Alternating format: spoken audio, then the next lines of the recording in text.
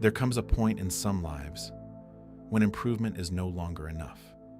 You have tried changing your habits, changing your routine, thinking differently, working harder, becoming more disciplined. Perhaps some of it helped. But somewhere beneath all those changes, the same person remained, the same fears, the same need for approval, the same relationships, the same internal conflicts, the same invisible limits. And eventually, a disturbing question appears. What if the life I am trying to improve was built by an identity I have already outgrown? Carl Jung understood that psychological transformation can reach moments like this, moments when the old personality can no longer carry the life trying to emerge. You feel restless. Things that once excited you become strangely empty. Conversations you once enjoyed begin exhausting you. Roles you performed naturally suddenly feel artificial. You look at your own life, and somehow it no longer feels entirely yours. Most people become frightened here. They assume something is wrong, so they try to return back to the old routines, the old relationships, the old ambitions, the old version of themselves. They attempt to resurrect an identity that the psyche may already be trying to leave behind, but Jung saw transformation differently. Sometimes, confusion is not evidence that you have lost yourself. Sometimes, it is evidence that the person you used to call yourself is beginning to dissolve. And dissolution feels frightening because the ego wants continuity. It wants to know, who am I? Where am I going? What do other people think of me? What happens next? But deep transformation does not always answer those questions immediately. Sometimes, it removes the old answers first. Imagine a caterpillar entering a cocoon. From the outside, almost nothing happens. There is no applause, no visible progress, no performance, only withdrawal, silence, darkness. But inside, the old structure is being reorganized. Human transformation is obviously more complex than this metaphor, but psychologically, there are periods when withdrawal serves a similar purpose. Not escaping life, not punishing people, not disappearing so someone misses you. Something far more important, removing yourself from the environments, roles, expectations, and reactions that constantly remind you who you are supposed to be. Because every relationship carries an image of you. Your family has one, your friends have one, your colleagues have one, your partner has one. Even strangers begin constructing one within minutes. The responsible one, the funny one, the difficult one, the strong one, the successful one, the quiet one, the one who always helps, the one who never needs anything. And without realizing it, you begin performing those identities. Jung called the social face of personality the persona. The persona is necessary. You cannot move through society without adaptation. But something dangerous happens. When you forget that the mask is a mask, you begin living for its survival. You make decisions based on what preserves the image. You suppress anything that contradicts it. You become successful at being recognized as someone you no longer know if you actually are. And that creates one of the strangest forms of loneliness, being surrounded by people who know your persona, while something deeper inside you remains completely unseen. This is why some people eventually feel an overwhelming desire to withdraw. They say, I need space. I need silence. I don't want to explain myself anymore. I need to be alone. Sometimes this is avoidance, but sometimes it is the psyche demanding freedom from constant performance, because you cannot hear what is trying to emerge while constantly answering to who everyone expects you to remain. Imagine standing in a room filled with hundreds of mirrors. Every mirror reflects a slightly different version of you. One shows who your parents believe you are, another who your friends expect, another who your career requires, another who your past says you must remain. You spend years moving from mirror to mirror, adjusting yourself, correcting yourself, performing. Then one day, you turn off the lights. The reflections disappear. For the first time, there is no image to maintain, only you, in the darkness. This is where the real journey begins, because the question is no longer, how do they see me? It becomes, who remains when nobody is watching? That question can terrify the ego, but it can liberate the self. Jung believed individuation requires a gradual separation from unconscious collective expectations, not rejecting society, not becoming selfish, but discovering where the collective identity ends and the individual begins. And sometimes, to discover that boundary, you need distance. Distance from noise, distance from comparison, distance from constant explanation, distance from the environments where the old version of you receives reinforcement every day, not forever, long enough to hear something else. This is the kind of disappearance we are talking about. You do not need to announce it. You do not need to make people worry. You do not need to dramatically remove everyone from your life. True withdrawal is often quiet. You simply stop giving your energy to everything that keeps the old identity alive. You stop explaining every decision. Stop asking everyone what they think. Stop broadcasting every plan. Stop returning to places simply because they are familiar. Stop maintaining relationships solely because they confirm who you used to be. And then, something unexpected happens. At first, you feel empty because the old sources of identity are gone. No constant validation, no familiar reactions, no audience, no performance. The silence becomes uncomfortable, but stay there long enough. And beneath the discomfort, another voice begins emerging, quieter than the persona, older than your ambitions, less interested in approval.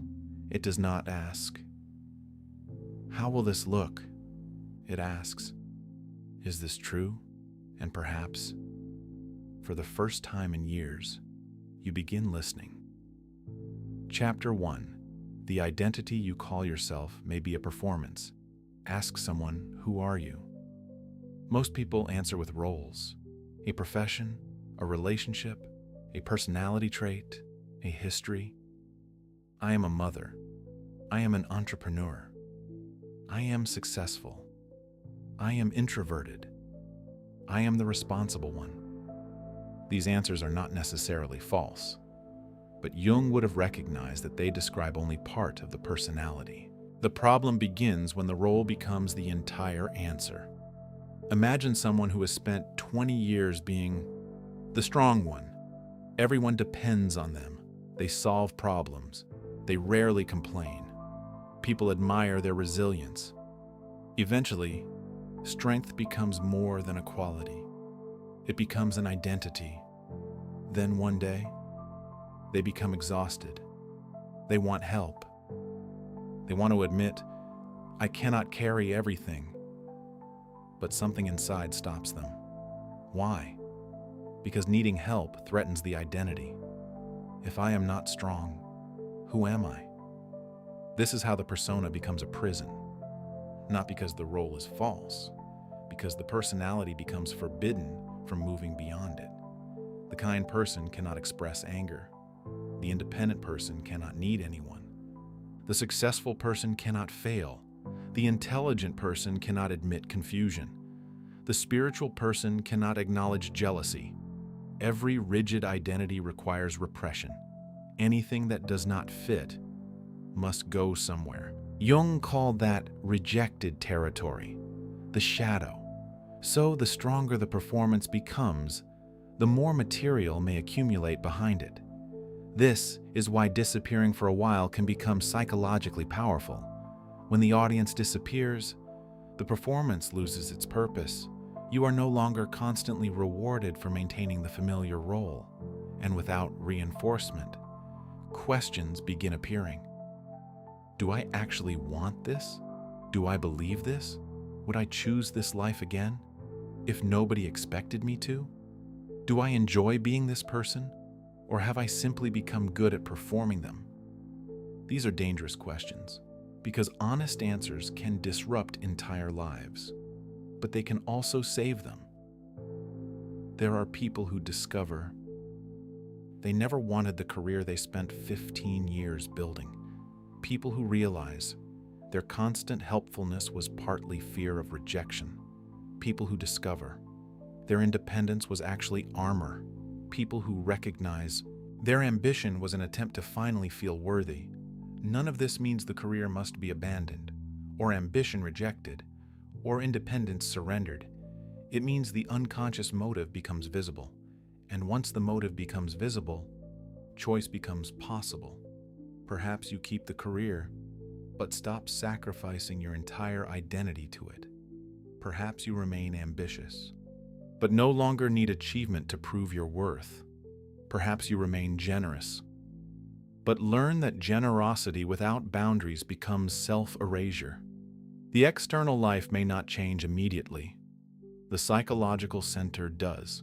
That is the beginning, because transformation is not always about changing what you do. Sometimes it is changing the part of you from which the action originates. And to discover that part, you may first need to stop performing long enough to notice who has been underneath the costume all along. Chapter 2. Why silence feels so uncomfortable at first. Silence sounds peaceful until you actually enter it. No constant messages, no endless entertainment, no one asking what you are doing, no audience reacting to your choices, no immediate distraction. Then, something begins happening. Your own mind becomes louder. This is why many people say they want solitude, but unconsciously avoid it. Silence removes the external noise and exposes the internal noise. Thoughts you avoided begin appearing. Memories, regrets, questions, desires, emotions you postponed because there was never a convenient time to feel them. Jung understood that the unconscious constantly seeks expression. When ordinary consciousness becomes quieter, previously ignored material may become easier to notice. This can feel unsettling. Perhaps you discover anger toward someone you believed you had forgiven. Perhaps you recognize dissatisfaction with a life everyone else admires. Perhaps an old dream returns. Perhaps you finally admit you are tired of being the person everyone expects. The first impulse may be to escape. Pick up the phone. Find someone to talk to. Turn something on. Do anything except remain with yourself. But if every uncomfortable inner movement is immediately interrupted, you never discover what it contains. Imagine muddy water inside a glass. Shake it constantly, and the water remains cloudy. Place the glass down, and slowly, the sediment settles. Clarity appears. The mind can behave similarly. Constant stimulation keeps psychological material moving. Silence allows patterns to become visible. You begin noticing which thoughts return, which names appear, which fears repeat, which dreams refuse to die, which parts of your life create tension every time you think about them. These repetitions are information, not commands. Information. And instead of immediately acting, you observe. This is where withdrawal becomes different from avoidance. Avoidance runs away from discomfort. Conscious withdrawal creates enough space to finally encounter it. You are not disappearing from life. You are temporarily reducing the noise, so you can hear what your life has been trying to tell you. And sometimes, what you hear changes everything. Chapter 3. What happens when you stop explaining yourself? One of the strongest attachments to an old identity is the need to explain it. Why you made that decision, why you changed your mind, why you left, why you stayed, why you no longer want what you once wanted, why you need distance, why you are becoming different. We explain because we want to be understood, and there is nothing wrong with that. But sometimes, explanation becomes a request for permission. You already know what you need to do, yet you keep presenting your decision to other people, hoping they will make it feel legitimate. You say, "This is what I'm thinking." Then watch their expression. If they approve, you feel confident. If they hesitate, your certainty begins collapsing. Suddenly, a decision that felt clear 10 minutes ago feels questionable. Why? Because your identity is still being negotiated outside yourself. This is especially powerful when the people around you have known you for a long time. They remember previous versions of you, and consciously or unconsciously, they may expect continuity if you have always been available. Your boundaries may look selfish. If you have always remained quiet, your voice may look aggressive. If you have always asked permission, your independence may look rebellious. If you have always tolerated certain behavior, your refusal may look like you have changed, and perhaps you have. That is the point. Transformation creates tension because the people around you formed relationships with a particular version of you. When that version changes, the relationship must adjust. Some people adjust with you, others resist. Not necessarily because they are bad people, because systems prefer stability. Families have systems, friendships have systems, workplaces have systems. Every person occupies a certain psychological position. When one person changes, the entire structure feels it. Imagine a group of dancers who have rehearsed the same choreography for years. Everyone knows the movements. Then one dancer suddenly changes direction. Immediately, everyone notices. The pattern has been interrupted. Psychological relationships can work the same way. You stop playing your old role, and other people may instinctively try to return you to position. You've changed. You weren't like this before. What's gotten into you? Why are you being so distant? Sometimes those questions deserve honest answers, but sometimes they become invitations back into the old performance. And this is where silence becomes important. Not silence as punishment, not silence as manipulation, silence as containment. You do not need to explain every internal transformation while it is still forming. Some things need time before they can survive other people's opinions. Think about a seed underground. You do not dig it up every morning to show everyone how much it has grown. You protect the conditions that allow it to develop. Your emerging identity sometimes requires the same protection. You may not yet have words for what is happening. You only know something no longer fits. Something is changing. Something wants space. If you expose that fragile movement too early, other people's fears, expectations, and projections can become louder than your own inner signal. So you wait, observe, let the change develop roots. This does not mean becoming secretive about everything. It means recognizing that not every transformation needs an audience. Some decisions become stronger when they are lived before they are announced. You begin exercising without telling everyone about the new version of yourself.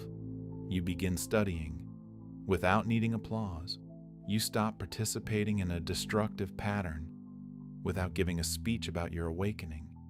You simply change the behavior. And something interesting happens. The energy previously spent explaining becomes available for becoming. You are no longer trying to convince people that you are changing. You are changing quietly, repeatedly, until eventually the evidence speaks for itself. This is a profound shift because the old identity often survives through narration. You keep telling the same stories. I've always been like this. This is just what happens to me. You know me. But what happens when you stop repeating the story? What happens when you allow the next chapter to exist before you give it a name? For a while, you may feel undefined. Let yourself. You do not need to immediately replace one label with another. The space between identities can feel uncomfortable, but it is also creative. The old definition has weakened. The new one has not hardened yet. That is where possibility lives. Chapter 4. The shadow appears when the audience disappears. When you withdraw from constant performance, you do not immediately meet your ideal self. Often, you meet the shadow. This is where transformation becomes less romantic. You imagine solitude would reveal peace. Instead, it reveals resentment, jealousy, anger, need, fear, ambition, desire. Parts of yourself that do not fit the image you worked so hard to maintain. Jung called these rejected elements of personality the shadow. But the shadow is not simply everything bad within you. It contains whatever the conscious identity refuses to recognize. If your persona is endlessly kind, your shadow may contain anger. If your persona is completely independent, your shadow may contain need. If you have built your identity around humility, your shadow may contain ambition. If you are always controlled, your shadow may contain spontaneity, even confidence, creativity, sexuality, playfulness, and strength can become shadow. If you learned that expressing them threatened acceptance, this is why withdrawal can initially make you feel worse. The usual distractions disappear, the persona relaxes, and suddenly, the rejected personality begins knocking on the door. The temptation is to push it away again. I shouldn't feel this. I'm better than this. This isn't me. But those sentences are often exactly how the shadow was created, through rejection. Jung's approach asks for something more difficult. Observation without immediate identification. You can recognize anger without becoming cruel. You can recognize jealousy without obeying it. You can acknowledge your desire for recognition without allowing it to control your life. The shadow does not need unrestricted expression. It needs conscious relationship. Suppose you discover resentment toward people you constantly help. Your first reaction may be shame. I thought I was generous. Perhaps you are, but perhaps another part of you is exhausted. Because your generosity never included boundaries, the resentment contains information. Maybe the shadow is not asking you to become selfish. Maybe it is asking you to learn how to say no. Or perhaps you discover envy toward someone who is pursuing a dream. Again, you could condemn yourself, or you could become curious. What does this person represent? Freedom, courage, visibility, a life you secretly want? Sometimes envy points toward unlived potential, the emotion that embarrasses you. Maybe revealing the direction your own development wants to take. This is why you cannot become new, while remaining committed to appearing perfect. Transformation requires honesty. You must be willing to discover qualities that contradict your preferred image. And then ask, what is this trying to show me? Not, how do I get rid of it? What does it contain? A person who has suppressed anger may find assertiveness inside it. A person ashamed of ambition may find purpose. A person terrified of dependence may find the capacity for intimacy. A person obsessed with control may discover a buried need to trust. The shadow often carries energy trapped behind prohibition. When that energy becomes conscious, the personality expands. You are no longer only kind. You are kind and capable of boundaries. Not only strong, and capable of receiving support. Not only disciplined, and capable of rest. Not only independent, and capable of connection. This is integration, not choosing one side, becoming large enough to contain both. And this is when your old self may genuinely begin having difficulty recognizing you, because the old identity depended on exclusion. I am this, therefore I cannot be that. The emerging personality says, I contain more than one possibility. That changes everything. You stop protecting the image and begin developing the person. Chapter 5. You may have to grieve the person you used to be. There is grief inside transformation, even when the change is good, even when you chose it, even when the old life was hurting you. Because every identity carries memories, relationships, dreams, promises, versions of the future that once mattered deeply. When an identity ends, those futures end with it. Perhaps you spent years imagining a life with someone, and now understand that the relationship cannot continue. You are not only grieving the person, you are grieving the future you imagined together. Perhaps you work toward a career, only to discover that success there no longer means what it once did. You grieve the effort, the years, the person who believed reaching that destination would finally make everything complete. Perhaps you are leaving behind an identity built around being needed. When you stop rescuing everyone, you may initially feel useless. The old role hurt you, but it also gave you purpose. This is why people sometimes return to identities they have already outgrown. The grief feels like evidence that leaving was wrong. But grief does not always mean go back. Sometimes it means something mattered, and now it is ending. Jung understood psychological development as containing death and rebirth symbolism for a reason. Something cannot transform without something else losing its previous form. This is not literal death. It is the ending of an organization of identity.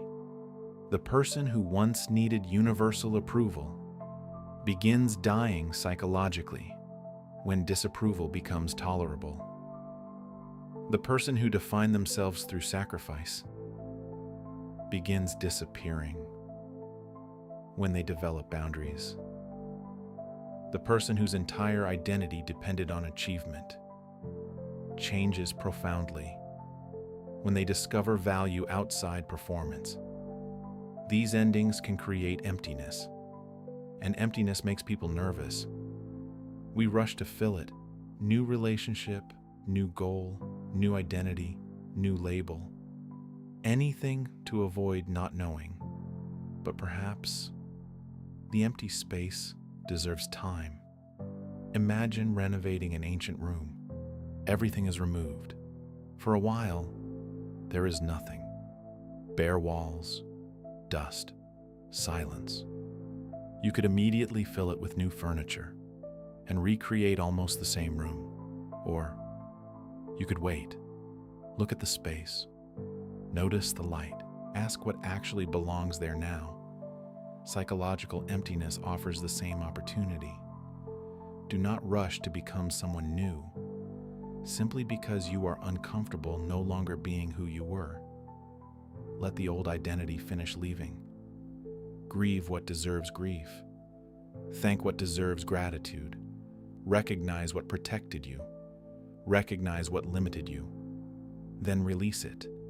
There is dignity in saying, this version of me carried me as far as it could. Not, I hate who I was. Not, I wasted my life. Simply, I no longer need to remain there. That distinction matters, because transformation built on self-rejection creates another divided personality. You do not need to destroy your past self. You need to stop asking that version of you to solve problems it was never developed to solve. Honor the old self, then continue. Chapter 6. Build the new self in private. Once the old identity begins loosening, there is a temptation to announce the new one. I'm a different person now. I'm entering a new era. Everything is changing. But identity becomes stable through behavior, not declaration. The strongest transformation often happens privately. You wake up and do the work. Nobody knows. You establish a boundary. Nobody applauds. You choose not to return to the old pattern. Nobody sees the decision. You study, practice, train, write, think, rest, reflect, day after day. The new personality begins forming through repetition. This is important because announcing transformation can sometimes create the emotional reward before the transformation has actually occurred. You receive encouragement, attention, recognition, and for a moment, you feel like the person you described. But the unconscious is not persuaded by announcements. It learns from experience. If you want to become someone who trusts themselves, make small decisions and keep them. If you want discipline, keep promises nobody else knows you made. If you want boundaries, practice them when saying no feels uncomfortable. If you want courage, act while uncertainty is still present. If you want a quieter mind, stop feeding every impulse with immediate action. The new self is constructed in these ordinary moments, not because you are manufacturing a fake personality, because qualities become embodied through use.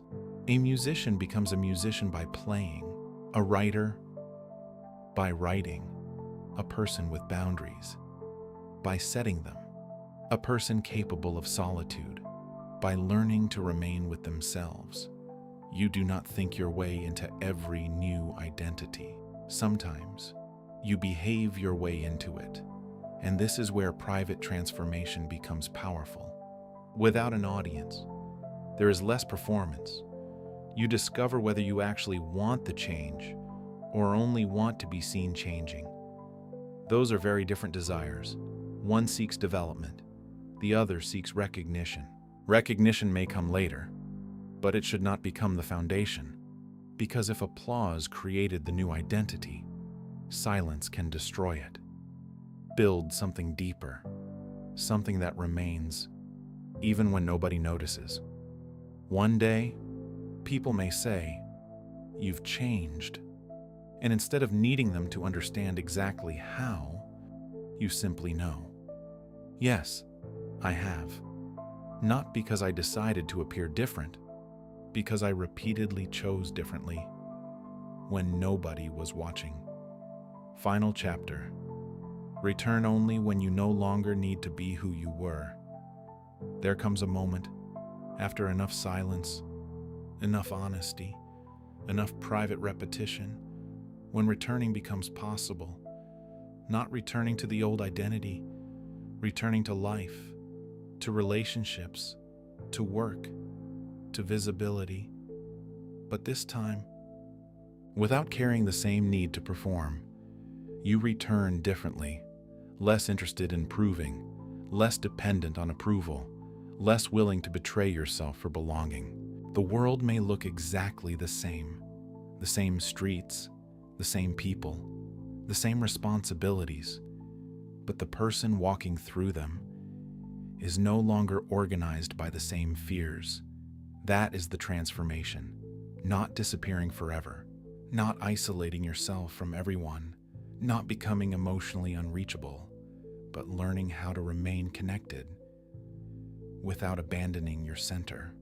Before, you entered every room asking unconsciously, "Who do I need to become here?"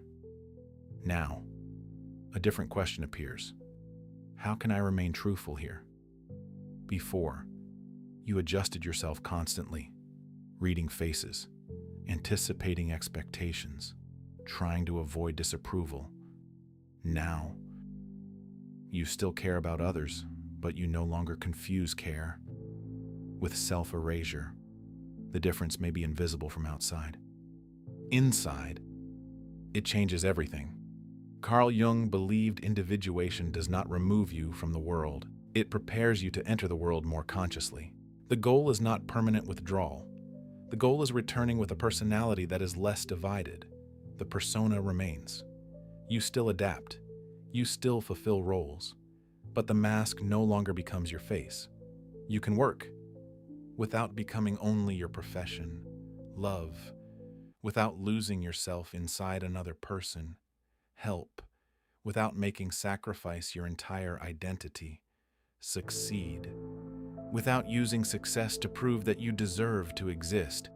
This is what it means to return differently. You participate, but do not disappear into participation. You connect, but remain capable of solitude.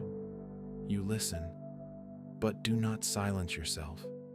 You compromise, but do not abandon what is essential.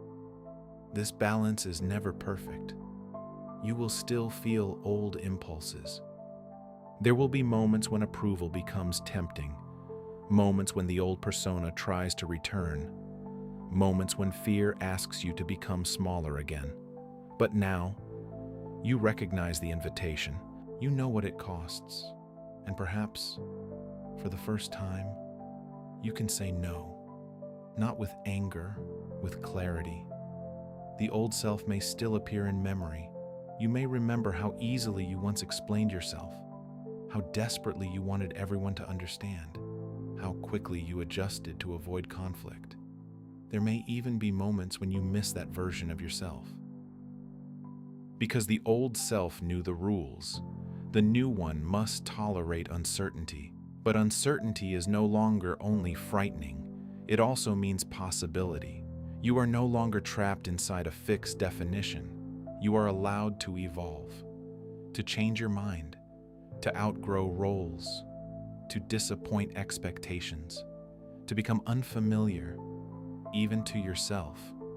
That is not instability. It can be psychological growth. A living personality must remain capable of movement. Only masks need to remain exactly the same. Think about a river. It remains the same river, even though the water is never identical. Its continuity does not depend on refusing change. Its continuity exists through change. Perhaps your identity can become like that. Not rigid, not fragmented, alive. You remain connected to your history without becoming imprisoned by it. You honor where you came from, without allowing it to dictate where you must go. You remember the old self, without asking that person to continue leading your life. And one day, someone may look at you and say, "I barely recognize you." Perhaps they mean your boundaries, your silence, your confidence, your refusal to keep repeating what once felt normal. You do not need to defend yourself. You do not need to convince them that the change is real. You simply understand. They are comparing you to a version that no longer exists in the same way. That version was not false.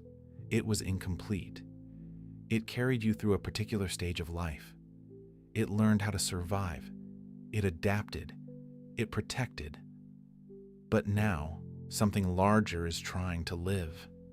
And the greatest act of gratitude toward your former self may be refusing to remain trapped inside its limitations.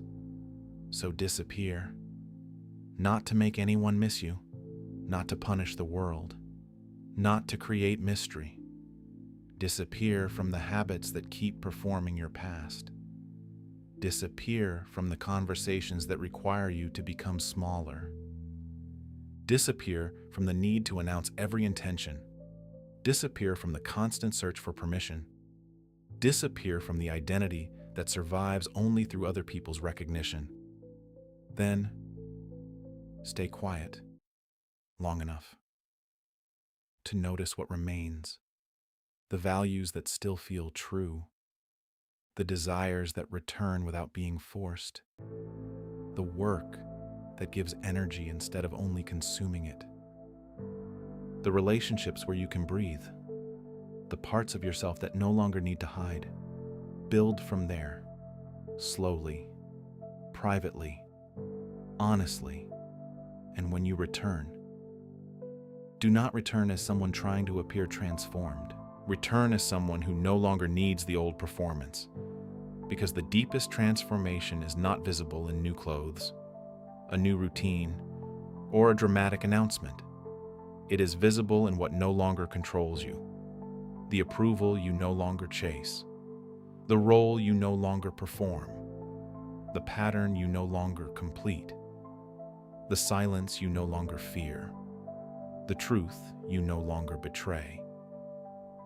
That is when your old self stops recognizing you, not because you erased your past, because you finally became larger than it.